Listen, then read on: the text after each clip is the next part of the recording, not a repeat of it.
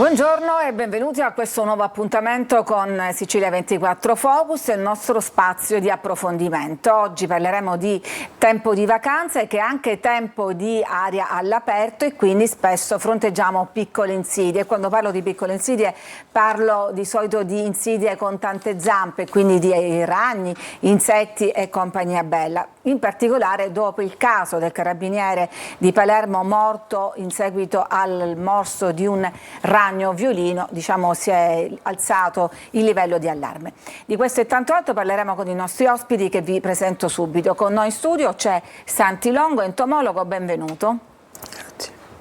E in collegamento abbiamo Carmelo Iacobello, primario di infettivologia dell'ospedale Cannizzaro di Catania, benvenuto. Grazie per l'invito. Buonasera.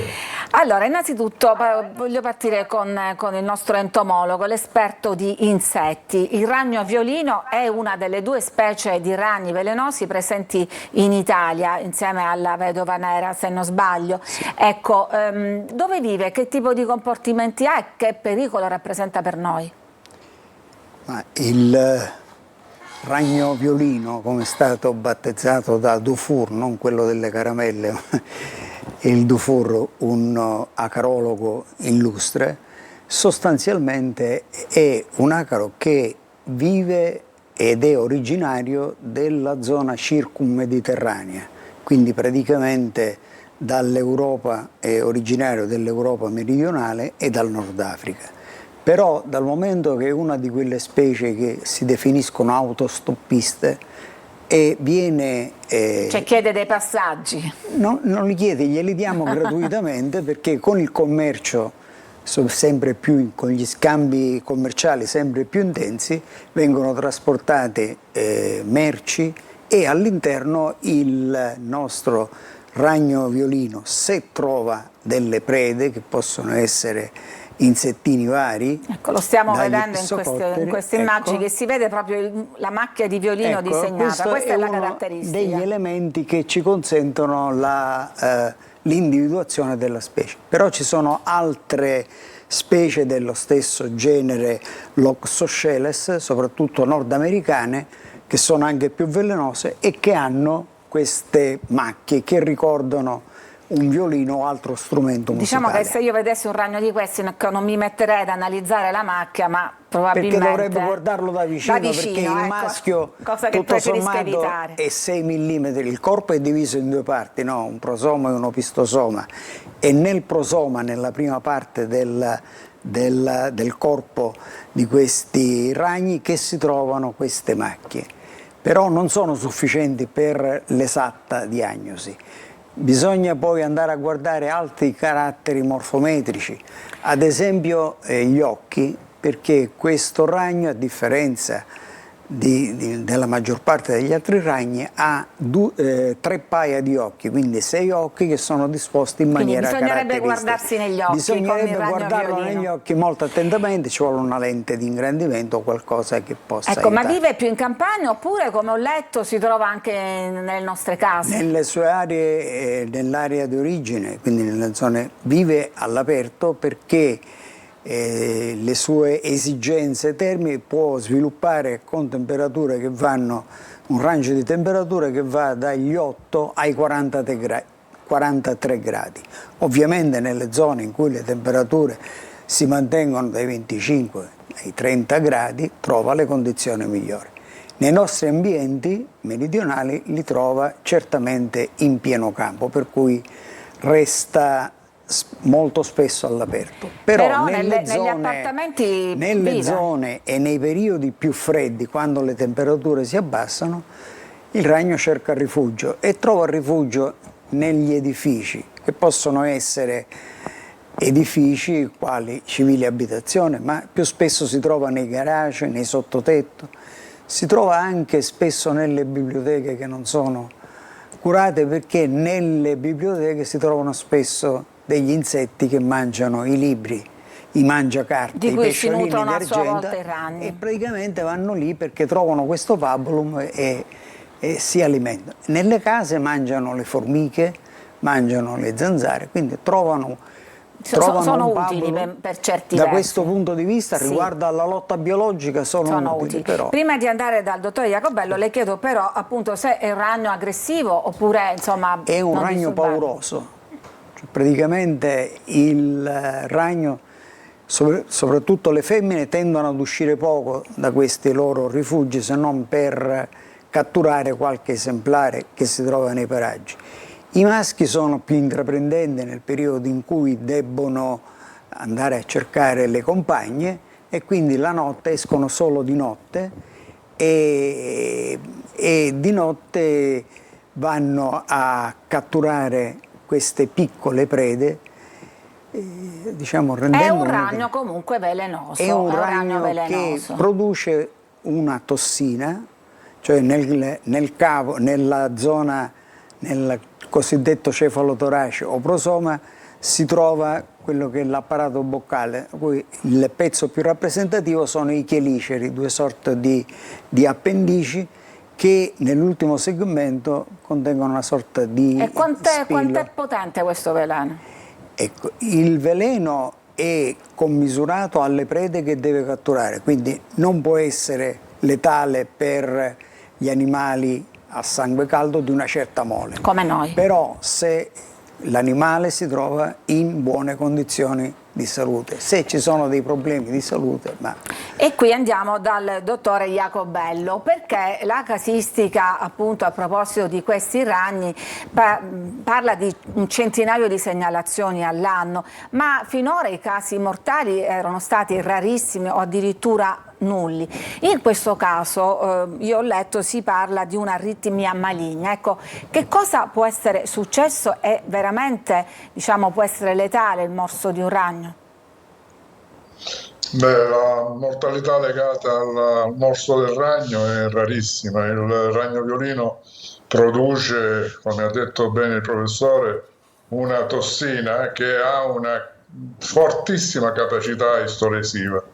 Il vero problema è la risposta dell'ospite, dell'organismo in cui viene iniettata, ed è lì che poi si gioca la partita, che può diventare anche mortale in alcune circostanze, perché quando la risposta dell'ospite diventa troppo eccessiva o comunque gli effetti della tossina cominciano a diventare particolarmente impegnativi appunto per chi è stato morso, allora in quel caso si possono avere forme piuttosto gravi. Noi negli ultimi 5 anni abbiamo notato un incremento significativo del numero di casi, probabilmente c'entra in qualche modo anche il clima tropicale, perché il ragno, come dire, tende ad occupare, soprattutto nel periodo estivo, le case, quindi stare dentro le case, ed ha una certa predilizione ovviamente per i battiscopa, le fessure delle porte, gli infissi, ma in qualche circostanza si intrufola tra le lenzuola, ed è lì il momento più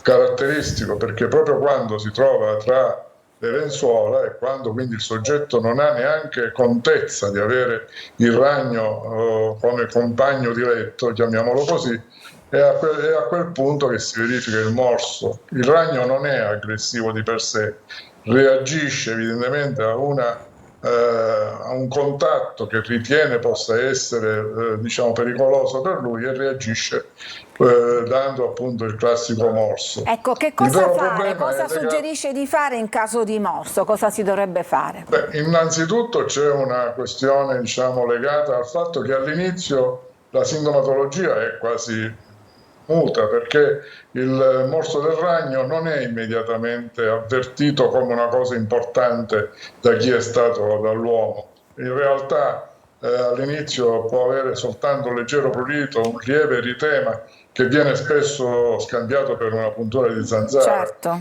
Il problema è che la tossina comincia ad avere un effetto tossico importante dopo 24, 48, anche 36 ore.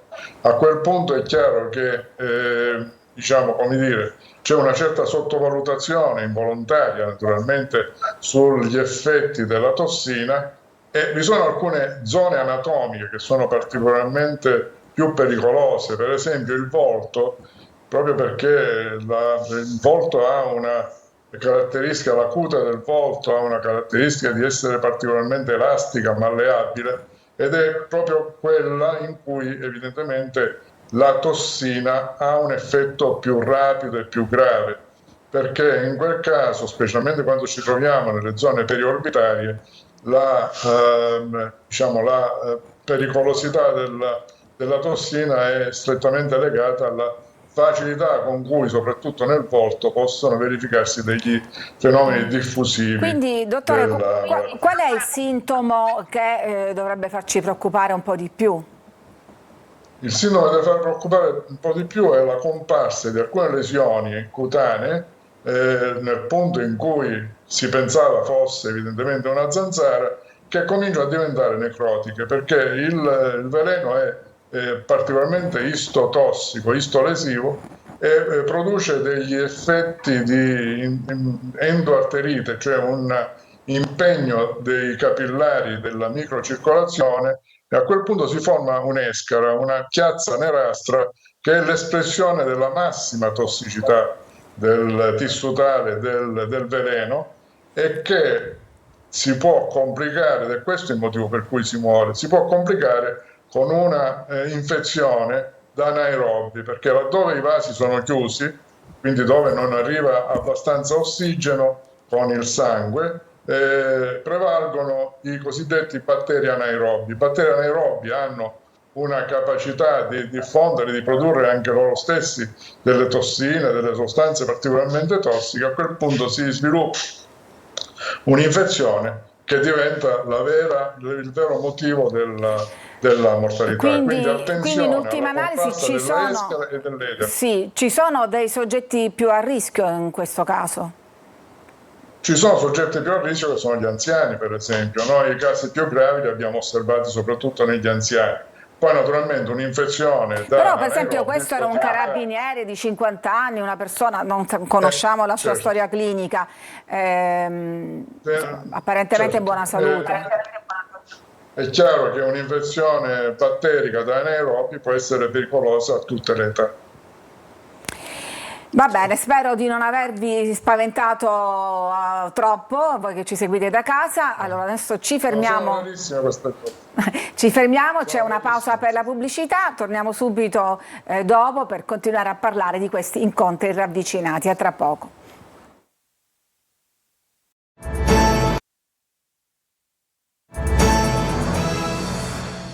Ed eccoci di nuovo in studio, abbiamo conosciuto un po' meglio con i nostri ospiti il ragno violino, responsabile appunto di un caso fatale finito con la morte di un carabiniere, anche se questi casi sono rarissimi, sono al di sotto dell'1%. Non sono gli unici incontri ravvicinati che possiamo fare durante le calde estate, per esempio se ne parla magari di meno, ma una passeggiata in campagna ci può mettere a contatto con le zecche. Certo, soprattutto dove ci sono animali, allevamenti di animali o animali selvatici, le zecche possono essere presenti e sono altrettanto pericolose. Sono forse certamente più pericolose, almeno da un punto di vista della frequenza dei casi, credo che sia più pericoloso rispetto al ragno violino, che resta sempre un elemento importante ma abbastanza raro. Per quanto riguarda le zecche, il problema è che molto spesso quando si è punti o si ha il morso della zecca, praticamente poi la zecca tende sempre più a rimanere in situ e a incunearsi, e si commette spesso l'errore di cercare di estrarlo dal punto in cui si è insediata, e spesso l'apparato boccale resta e produce poi dei problemi seri di infezione, perché certamente le zecche hanno degli ospiti che sono dei patogeni che poi trasmettono anche all'uomo. Il consiglio sempre valido è, quando si fa una passeggiata in campagna, di indossare pantaloni lunghi, calze. Meglio stivali. Una certa bardarci. Sì, perché quella è la parte che è più sensibile e più esposta, è la zona diciamo delle caviglie. Certamente se sono scoperte sono una facile opportunità per le zecche, il custodire di di insediarsi. C'è un modo per evitarlo, a parte appunto coprirsi? L'attenzione è sempre... anche un'ispezione attenta del corpo quando si rientra? Sì, certamente alla fine di ogni passeggiata, ma già la zecca si avverte quasi subito il fastidio, per cui però sempre è opportuno un esame, e poi ovviamente è sempre buona cosa cercare di limitare queste escursioni in zone dove ci sono allevamenti. Velocemente invece gli scorpioni sono anche una specie diciamo diffusa alle nostre latitudini. Veleno, però insomma, sono pericolosi? No, al massimo possono produrre qualche edema, qualche ponfo, no? Qualche rigonfiamento, ma non letale, almeno i nostri scorpioni. Poi certamente andando in Nord Africa le cose cambiano parecchio, però con la tropicalizzazione del clima non possiamo escludere nessuna possibilità futura. Evoluzione anche in questo senso. Sì. Professore Jacobello, da voi c'è una casistica anche di questo tipo? Allora sì, la zecca certo rappresenta una degli insetti più caratteristici della nostra zona e che ovviamente può albergare la ricchezza. La ricchezza è produce una patologia, la febbre bottonosa, che dalle nostre parti è particolarmente severa, specialmente se colpisce soggetti anziani. O diabetici o pazienti che hanno delle comorbidità che li espongono a evoluzioni particolarmente gravi della malattia.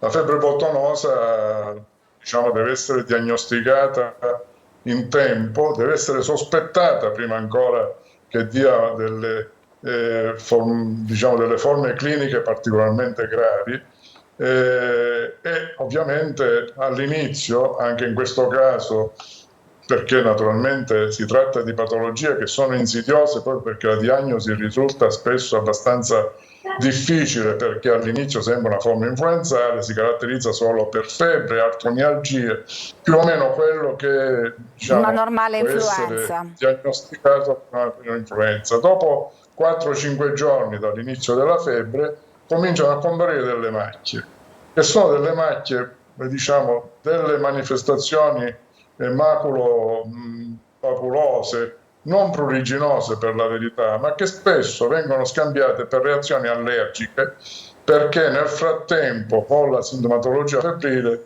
i pazienti iniziano una terapia antibiotica e queste manifestazioni cutanee sono spesso scambiate per manifestazioni da allergia. A questo punto viene sospeso l'antibiotico, iniziato spesso una terapia steroidea per queste che vengono immaginate come chiazze di tipo allergico, e nel frattempo si perde ulteriormente tempo. La questione tempo è importantissima, perché intanto non è sufficiente fare un antibiotico qualsiasi, bisogna ovviamente utilizzare antibiotici che sono attivi sulla ricchezza, soprattutto le tetraciclina. E poi evidentemente a quel punto, se cominciamo a perdere troppo tempo in soggetti particolarmente predisposti, allora possono verificarsi delle evoluzioni che sono quelle di una vasculite, e in alcuni casi ovviamente ci può anche scappare il morto. Però anche in questo caso, attenzione, senza fare allarmismi, bisogna essere sempre aderenti ad una certa situazione anche clinica del paziente. Bisogna immaginare che sono pazienti particolarmente soggetti, proni ad alcune evoluzioni negative, sfortunate, che evidentemente poi giungono a situazioni piuttosto difficili poi da trattare, specialmente quando c'è stato un ritardo nella diagnosi. Questi ultimi minuti volevo così affrontare anche brevemente altre specie che possiamo incontrare. Per esempio quello che si è notato ultimamente, abbiamo dedicato anche dei servizi nei nostri telegiornali, una particolare diffusione di vespe, di nidi di vespe che un po' sembrano assediare le nostre città. Che cosa c'è dietro? Quella che nei nostri ambienti prevale è la Vespa orientalis, il calabrone orientale, che però si sta spingendo in rapporto alla tropicalizzazione del clima sempre più a nord. A Roma i casi sono molto frequenti. In questo periodo Le vespe orientali sono al massimo della loro attività, cioè la regina si dedica solo all'ovideposizione, mentre le operaie vanno in giro a raccogliere insetti che mangiano, soprattutto vanno a predare le api, ma anche altri insetti nocivi, cavallette, e con questi insetti alimentano le larve, quindi gli fanno una sorta di pappino, di omogenizzato di carne, mentre loro si nutrono di succhi zuccherini. In questo periodo attaccano la frutta. Ora fra qualche giorno cominceranno le lamentele dei viticoltori, perché l'uva è uno dei frutti preferiti. Devo dire che però sono diffusissimi anche in città, nei centri urbani, non sì, soltanto... perché debbono nidificare, e questa specie in effetti nidifica nel terreno, a differenza della vespa cabro che si trova al nord, che va a cercare i sottotetti. Questa nidifica nel terreno, però c'è da dire che la diffusione della vespa orientalis ci sta difendendo dalla invasione della vespa velutina, che è arrivata da qualche anno al nord Italia e che sta creando seri problemi agli apicoltori.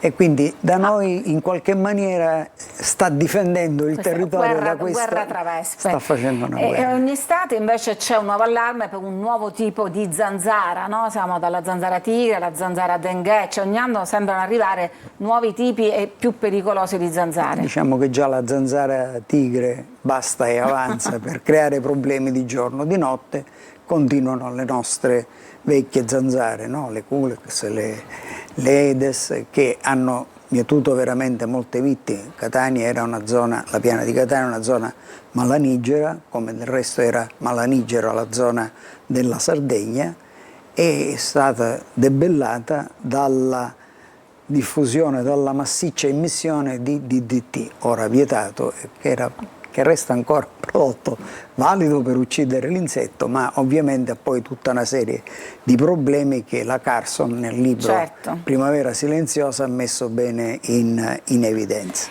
Dottore Jacobelli, abbiamo parlato delle insidie nostrane, però è vero anche che questo è il periodo di viaggi, si va anche mete esotiche, ecco, lì ci sono altri rischi. Voi vi confrontate con pazienti reduci da vacanze che portano qua delle malattie che non sono appunto nostre? Sì, questo è il periodo, a proposito di zanzare, il periodo in cui andare in paesi dove è endemica la malaria, per esempio, può essere un problema, perché si può tornare con una sintomatologia febbrile che è classica della malaria, che è una patologia anche questa che va trattata da specialisti che conoscono i farmaci e che evidentemente sanno come diagnosticare in maniera rapida e veloce la malattia. Ma la zanzara, l'Aedes aegypti, purtroppo è quella responsabile anche di tante altre malattie, da arbovirus, dengue, chikungunya, la West Nile, la febbre gialla, sono tutte legate a queste zanzare aegypti. Da noi c'è l'Albopictus, che è la famosa zanzara tigre, che purtroppo si è adattata anche a albergare questo tipo di virus e che può essere responsabile anche di piccoli focolai epidemici autoctoni. Purtroppo si sta verificando sempre più spesso, credo anche in questo caso a causa della tropicalizzazione del clima. Ecco, c'è un periodo in cui il vostro reparto, ormai diciamo sono lontani i tempi del Covid, è tornato e si riempie di pazienti con questo tipo di malattie. C'è un periodo particolare? Non sono così frequenti, fortunatamente, quindi insomma siamo pronti a fare la diagnosi precoce e cercare di risolvere questi problemi, ma insomma le patologie infettive in questo momento, al di fuori del Covid, che fortunatamente non sta impattando come una volta, sono quelle classiche batteriche, quindi infezioni del cuore, infezioni del fegato, infezioni del sistema nervoso centrale con meningiti e meningoencefaliti, e ovviamente le infezioni alle vie urinarie, che stanno diventando, insieme alle polmoniti, le più importanti patologie infettive in questo momento. Tra l'altro diciamo che chi si prepara a partire per una meta esotica è ben messo al corrente dei vari vaccini e delle profilassi da seguire. Quindi partite, divertitevi, godete queste vacanze sia fuori porta che più lontano. Noi ringraziamo... E non portate insetti e nelle non portate valigie. dietro insetto nelle valigie che chiedono l'autostop e vogliono tornare indietro con voi. Quindi ringrazio il nostro ospite Santi Longo, entomologo, e in collegamento Carmelo Jacobello, primario di infettivologia dell'ospedale Canitano, che fra l'altro era anche in vacanza e abbiamo disturbato fino alle vacanze. Grazie naturalmente anche a tutti voi che ci seguite da casa.